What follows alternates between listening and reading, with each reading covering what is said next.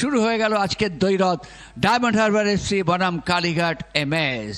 Kalighat MS স্ক্রিনের ডান দিক থেকে ব্যাক পাস, সঙ্গে সঙ্গে ওখান থেকে নানাও মিতাই তিনি চলে এসছেন, চেষ্টা করছে এই ম্যাক্সিয়ন। ব্যাক্রমণ কালীঘাট এমএস এর এই মুহূর্তে বল পেয়েছেন ম্যাক্সিয়ন থেকে ডান দিকে তুষার হেমব্রম, আক্রমণে কালীঘাট আক্রমণ। দেখা যাক এই মুহূর্তে বল পজিশন 64% ডায়মন্ড হারবার এফসি দক্ষিণে।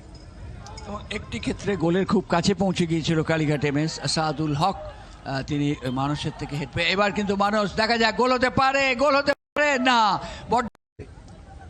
আবার সেই মোহিত মিত্তালের খেলাটা কিন্তু খুব ভালো। এফসি রক্ষণে এনে ফেলেছিল যেখান থেকে বিপদ ঘটতে পারত।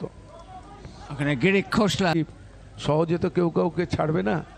একটা দাদুর দল 2022-এ 15ই এপ্রিল বাটানগর স্টেডিয়ামে 1944 সালে প্রমিলেশ্বর ব্যানার্জি কয়েকজন বন্ধুকে নিয়ে তৈরি করেছিলেন এই কালীঘাট মিলন সংঘ।